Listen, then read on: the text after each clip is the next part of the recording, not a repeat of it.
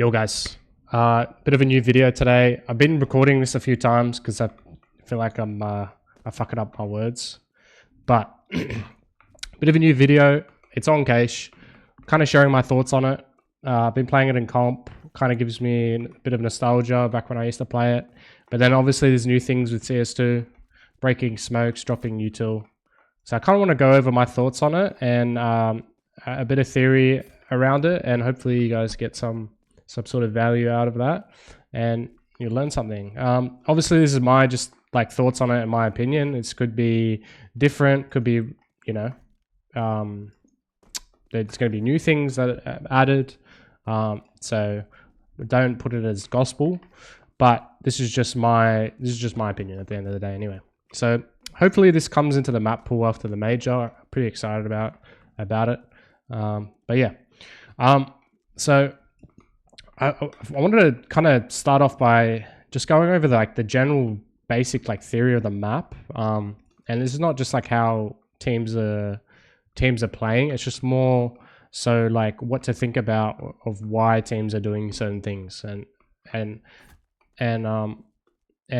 it goes for every map. It's like, for example, like Nuke, you know, people are kind of abusing the vent rotations or the rotations on the map with certain util when kind of giving mixed signals and certain things, or like Anubis has a bit more explosions because the rotations are long, or whatever the case may be. Or Inferno, kind of the same thing. The rotation's so long, so CTs kind of need to get a bit of info at certain timings, or get some sort of advantage somewhere. Taking banana, or you know, throwing the molly for balcony, or the mid smoke, the deep mid smoke. These sort of things that are different on each map, but some maps are similar. So I think Cache is kind of similar to what I was saying about Inferno. You see those early mollies, or you know, you might start 3B to take banana, really force that banana control. Kind of the same thing for Cache. Like if you look at from truck to CT, the rotation is very, very long. It takes ages to rotate, right? Now, if you want to rotate through mid, you have to go through vent, you have to make noise. The problem with mid as well is that back in the day, like people would be, like the T's would take mid, and then they, like for example, they take mid and then B. There's going to be someone lurking around here, you know? They might sit here, wait for noise, and then shoot people in the back. They might be dropped off here and just go for the, you know, one and done. Or they might be like late boost, shooting people in the back. The thing about that is like it takes so long for the CTs to clear all this, and then eventually get into vent, to clear all of checker, and then to eventually make noise to drop. It's fucking a lot of time wasted. Not wasted, but it's just a lot of time to retake, you know? And then obviously this long run around, then obviously flanking around here takes forever. You have to clear, like, bro, clearing all these fucking off angles and like clearing this shit, like it's just ridiculous, you know? Even this angle as well, I remember used to be a thing. So very hard for CTs to retake, right? So on this map, you'll see CT's always trying to like do something. It's not like they are going to try to get info actively. Like for example, like take map control actively, like, you know, the A main take that they used to see back in the day, with all the util. But you might see the A player like listening in here. This used to be a thing too. They might listen in here to listen on boost, or you know, you might hear like a few steps, like a few extra steps at door. It might be like a door bust or something. Yeah, CT might be doing this, or the CT might CTs might molly into here and get the AWPer to face this line, get a bit more info, or they might start the AWPer B so he can hold on to util a bit more and get this deep line. He might get smoked off, and he might have that extra smoke that he wouldn't have had if the rifle started here and smoked at the beginning of the round. So these little small advantages you'll see across the map, because CTs don't want to be put in a position where they have literally zero advantage, zero info, and then, you know, their teammate gets exploded on with 4 or 5 people, and then you only have this sort of util to support them with flashes, and this guy's trying to play around a smoke, and it's just it's just a bit of a disaster. And then you have to retake, and it takes so long. Like, you don't want to be in that position as a CT. It just feels really hard to play. You always want to be kind of somewhat in control, or you know, you kind of have, you put yourself in some sort of advantage into the round, or in the middle of the round, whatever that case may be, to help yourself win the round eventually, because that's how this map is kind of designed. So that's a bit of theory.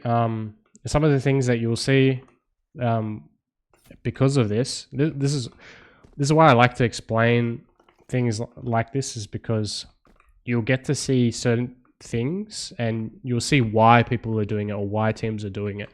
Like this guy playing retake A, he's not playing retake A because, you know, he's just playing retake A and, you know, people are jump spotting ticket on Mirage because they're just jump spotting or whatever. It's the reason is because they want to reinforce mid and they really want to reinforce B, or they, you know, they're pushing more numbers over to somewhere else so they get a bit more deeper information, and whatever the case may be on that specific round, they're giving themselves or trying to give themselves a slight edge in that round. And you know what's cool? The cool thing about this, I was thinking about it, is that before CTs would, you know, play with util here and Molly side after they come in, but now like the standard smoke that comes out on the T, you can actually just open this smoke now. So now that this is a thing, this is a bit more attractive to teams to do this. You might see this smoke come out, you Molly fork, you might nade, and then get some kills, forcing T's in the open, get kills this way. You can also drop nades, obviously. So you drop nades multiple times to blow open this smoke multiple times, which is cool. So some of the things that you'll see because of this, which is cool. But then also, same thing applies for T's, right? Before there used to be like some execute at the back of site with these smokes. And you'd have two people at the back here, you know, one person throwing like a vent molly and, you know, someone on boost throwing Z smoke. And you have two people here, and then, you know, these guys, one guy comes over and flashes with the A main guys, and this guy just goes late door, whatever the case may be. I'm just giving you an example. But the fact that now you can drop util, it can just be one guy throwing this util, you know, which means that the attack on this site is a lot stronger with the extra person. So, which gives the T side a little bit more of an edge, you know? So this might give the CT side a little bit more of an edge, but then the T side have a bit of an edge because of the util dropping too. So that's the little dynamic between both sides, which is pretty cool. But going back to the theory of the map, you'll see T's kind of giving mixed signals to exploit this flaw of the map of where they have to rotate, the CTs have to rotate for so long to retake. You'll see a lot of, you know, explosions on the B site with, you know, this prog util and, you know, a B pop flash with util. You'll see executes, you'll see fast mid takes. You might see like a slow mid take with an A pop, what I was saying before, or you might see like a delayed mid into, you know, an A split with flashes coming over into highway. They're all trying to abuse the fact that they don't want to give information to the CTs, but you can give mixed signals of your pacing or of your numbers, you know.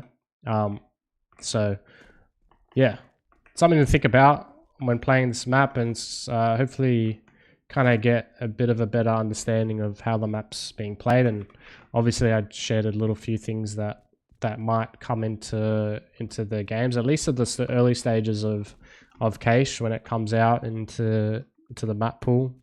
But I think it'll be cool because there's the new dynamic of CS2 where it's a little bit more, you can't just hold angles, you know, you need to play together as a team. And there'll be a lot of cool things that people will implement.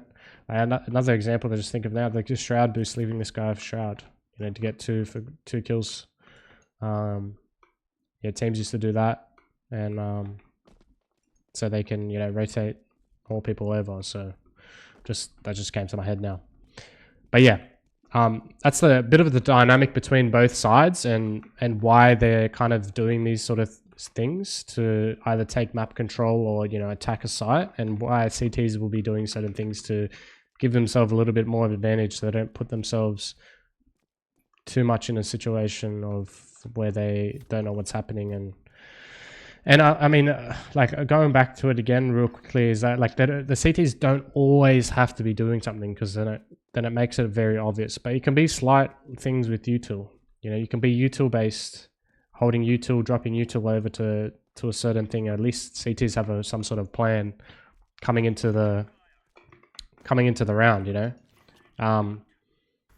they might A main take and then leave it, and let the T's make noise retaking, and then play retake, and then reinforce the other side, or whatever it is.